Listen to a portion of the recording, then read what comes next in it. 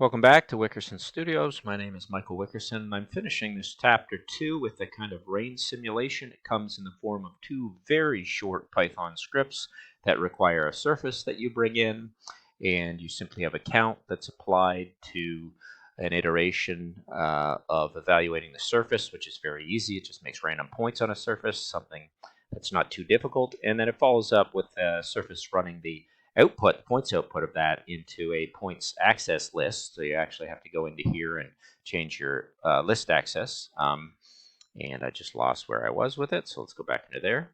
And that's fairly simple, the second script, and you'll have to do a little bit of copying, which is basically getting ready to move the object, evaluating it again, and building an interpolated curve before it. So it's kind of like something's flowing down the surface. A nice little sample to end it with, and gets ready for the next chapter 3, which is on meshes. What I then did was had taken it and put it through a pipe, so I could play with the diameter of those pipes, and also as the script isn't so slow when you do that, you can actually run the simulation of the automation. I did 12 frames, and you can see how it just runs down in there and shows where the water would flow, this continuous kind of tube. So you can think of that as like a rain gutter or something on top of the roof of something. The other thing I did, which slows it down quite a bit, is I did a variable pipe. So I'll just grab this one and hit disable, and I'll take the variable pipe and pop it into here and hit play on that, because I do like my sine curves. I always like playing with the graph mapper, and we'll just activate that by, sorry, oh, I did not mean to simplify that. Let's just activate that with, you have to click on the node, you have to click out, enable, and then you can see it's kind of become this dripping surface that gets thicker on its way down, which is just something a little different. I should probably show it in my Rhino window. There it is, and I could always jack up the amount. I think I made it very large, so if I go into here and grab the original surface visibility, I can take that and maybe, if I'm lucky, I don't even know where the gumball is on that anymore. Did I have it activated? Yeah, the gumball's on. Just basically wanted to rescale it and make it smaller. Let me get out a rendered view or wireframe, and I should be able to see it. There it is. And we'll just shrink that down so it'll have a much better effect. Those little tiny globulates should appear a little bigger. So you've got a kind of nice thing happening there.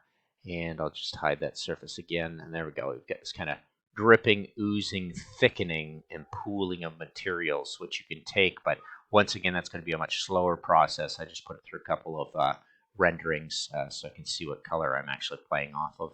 I think the surface is there. Let me hide it.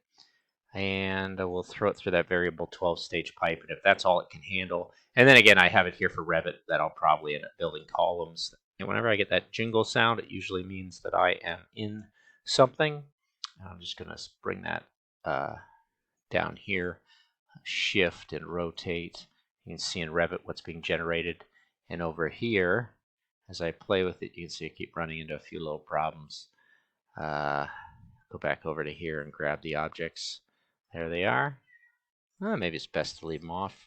Yeah. And I'll run it through a little bit of a simulation and see how slow it goes. Just for fun, an animation, 12 frames, and you can see how it kind of drips and oozes, and that's with the variable pipe as well. So a very simple little fun thing you play with, and then if you're bored with that, I think we're running at 12. You'd really slow that down if you started to take these points up. So if I took that expression edit and brought that up to, say, 36, it's going to put on more points. Once it takes the run, you can check your profiler. You get this one running at half a 400 milliseconds. But since we have some more points, let's just run that through again and see if that looks a little more interesting. Animate and go. So a little taste of this to end with. You get this kind of fun flow, and of course it works in the Rhino window. I always leave the also leave up the Revit to see what's happening as well. And we're running at 10, 11, 12, and we're done. You see that weird pooling action. Anyway, that's it. Two little tiny scripts. You're starting to build some interesting simulations. That's how they ended the chapter 2, which was on shell and on optimization and actually dealing with grids. But once again, these scripts couldn't be too much simpler than that. Just end up making a point system on top. And if I pulled that out, let me go back into here and hit rendered maybe not rendered, maybe just shaded, and put that on so I can visualize the points. Grab in here, and I think if I just grab those, you can see what I'm playing with. Yeah, just a nice little script. Going back to our original basics of using random and having fun. You can bring in other variables if you want and other inputs that jazz that up a little bit, but otherwise those points are really dictating what happens in this full script, and the full script is right there. All right, well, 5 minutes. Thanks for watching.